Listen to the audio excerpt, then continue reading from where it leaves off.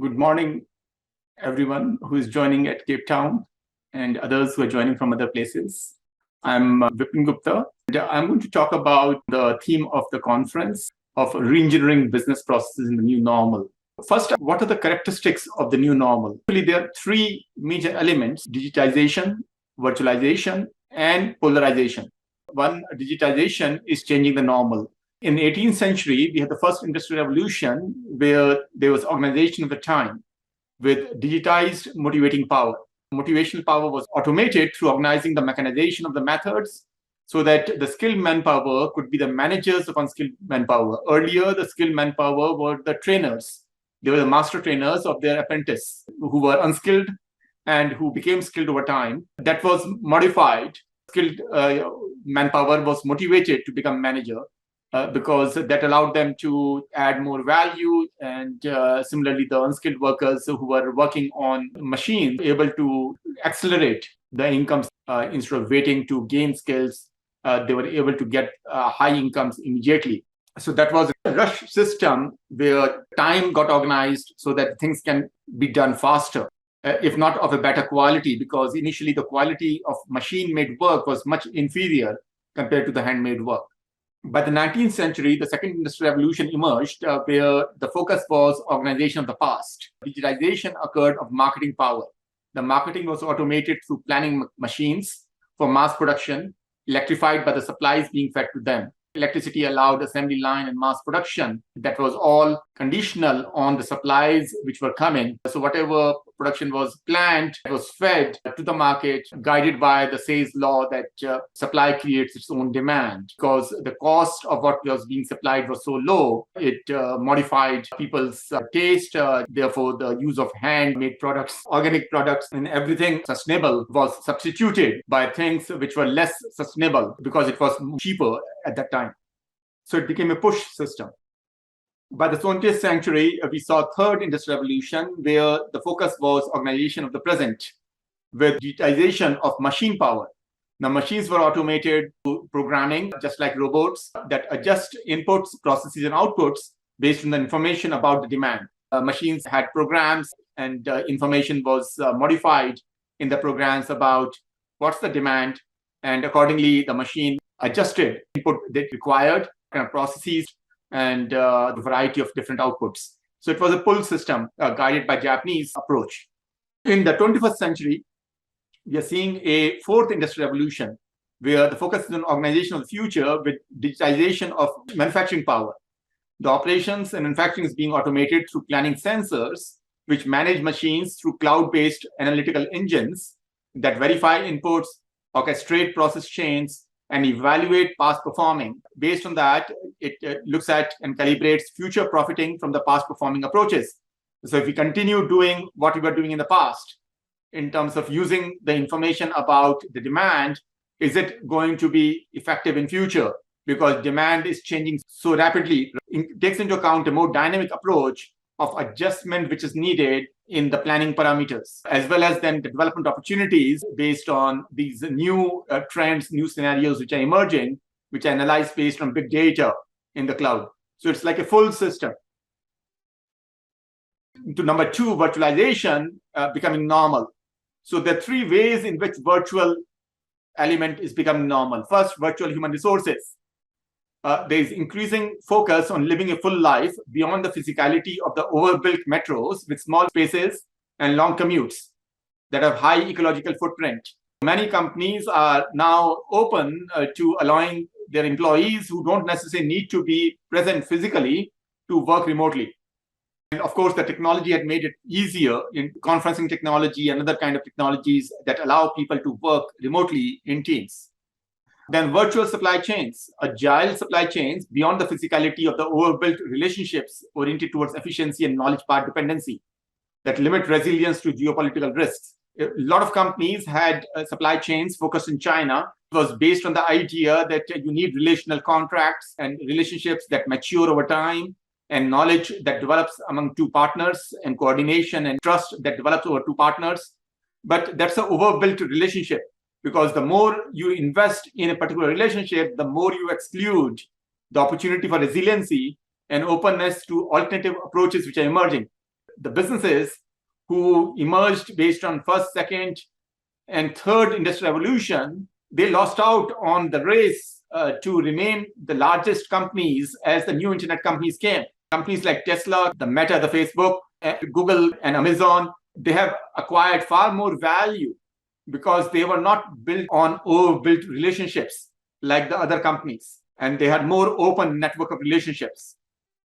Third is the virtual marketing, the app and social media-based granular marketing with transparent social, human, and ecological metrics beyond the physicality of the overbuilt presence of few dominating brands. Increasingly, a lot of entrepreneurs are using social media, Facebook Live, other opportunities to target the customers using innovative and creative approaches that is really challenging the dominance of few brands who became dominated by using investments to spread themselves in all the malls. Everywhere you see, you find those brands. Now, people are not going physically to those stores using the social media. They have been exposed to new opportunities, new channels, again, making virtualization normal. Third is the polarization. And I'm going to focus a little bit more on this because this is really important, that polarization is remaining normal as part of this new normal. Since the advent of the knowledge-based fourth industrial revolution, there was a gradual depolarization in wealth and incomes worldwide. In 2021, global top 10% households owned 75% of the wealth, and that was down a bit from 80% 20 years ago. And they earned 52% of pre-tax income versus 58% in 2001. There was a gradual improvement in deconcentration of wealth and incomes. At the global bottom, 50% on the other hand, owned 2% of wealth, both in 2001 and 2021. So there was not much shift in wealth ownership, but what shifted was income.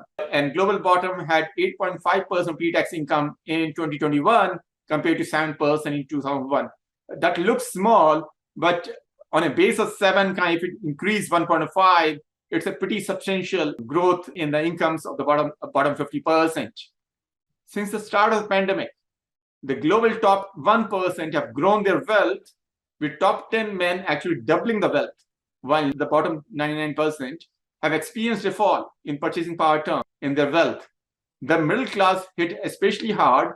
In some cases, the middle class has disappeared and merged with the bottom of the pyramid class. There have been loss of jobs, many other disruptions. There's an increase in poverty around the world. The question is, what's the genesis of polarization? 3 elements led to this polarization. First, everybody has now awareness of wealth at the bottom of the pyramid. The organizations have become super creative in marketing to the bottom of the pyramid and channeling a growing share of bottom of the pyramid physical wallets to the top of the pyramid digital lockers. Second, knowledge at the bottom of the pyramid. The organizations have become super innovative in trading the informal knowledge from the bottom of the pyramid and disintermediating the middle of the pyramid after virtually making the tradables the top of the pyramid intellectual property rights. Who ultimately owns this informal knowledge when it becomes formalized and codified? Companies where the top of the pyramid folks are the top investors. Third, value at the bottom of the pyramid. The organizations have become super strategic in manufacturing their alliances. They are prioritizing the top of the pyramid folks who are increasingly dealing primarily with the bottom of the pyramid and reporting the superior social, human, ecological values of those exchanges for sending the economic value. If you look at the top of the pyramid folks, they have excellent social value, excellent human record, excellent ecological record, because they are able to show that they're helping bottom of the pyramid. They're always doing philanthropy and helping and supporting bottom of the pyramid. The result of their superior social, human, ecological performance, they're able to generate high economic value. People are willing to give them even more money. On the other hand, bottom of the pyramid, including middle of the pyramid after disintermediation, is increasingly dealing primarily with the top of the pyramid. Now, if you are dealing with the top of the pyramid, that means that you have low social value, a low human value, and low ecological value. You cannot show a positive record. Anybody who's purchasing things from you and your services, they are always going to discount because you are dealing with people whose record is poor. But the top of the pyramid is dealing with people whose record is positive. who your strategic alliances are that are becoming extremely important. Bottom of the pyramid folks are transferring the value to the top. They're transferring the knowledge to the top, and they're transferring the wealth to the top. Whatever wealth they're creating, that's being transferred back, and that's why they are not able to move the needle. In terms of re-engineering the process of polarization in business, the downward mobile middle of the pyramid class have the agency to be the entrepreneurs for conscious change instead of working as the intermediable agents of the top principles. The global institutions, in particular the education institutions, have the agency to be the mentors, making the upward mobile bottom of the pyramid members, the students and others, aware of the normative social cost of enriching the top of the pyramid principles and the transformative social benefits of retaining wealth, knowledge, and value within their communities at the bottom of the pyramid, instead of having them transferred to the top. Right now, in our theories, we teach that there's a wealth at the bottom of the pyramid, market to them. There's knowledge at the bottom of the pyramid, codify and take control of those intellectual property rights. There's a value of working with the bottom of the pyramid, and therefore you exert that value and gain superior terms of trade and superior purchasing power. So what we are teaching is actually being counterproductive to the bottom of pyramid needle movement. Finally, the local institutions, for instance, non-government organizations, have the agency to channel the wealth of the top of the pyramid principles in more productive avenues, so that the top pre-tax incomes are proportionate to the top wealth. As we saw, global top 10% households own 75% of wealth, but the pre-tax income is only 52%. That means that the wealth is not as productive. On the other hand, the wealth of the bottom 50%, which owns 2%, is far more productive, which is an enigma. The folks at the top of the pyramid, they're well educated, they have resources who are able to guide them, but still the wealth is far less productive. And therefore, they are not able to grow their wealth even further. Okay, we know that unless the income increases, the wealth is not going to increase. And that's why their wealth is declining. These are important elements that despite superior social, human, and ecological values, the economic value of the top of the pyramid is inferior, limiting the development of the nations and intensifying the psychological pressure on the middle of the pyramid agents to normalize new bottom of the pyramid sub-agents across borders for the social, human, ecological, economic, national, psychological well-being of their principles. While the top of the pyramid principles cannot take care of their own sheeny well-being, so that the bottom of the pyramid folks and middle of the pyramid agents are able to focus on their own well-being instead of well-being of the top principles and sacrificing their own well-being.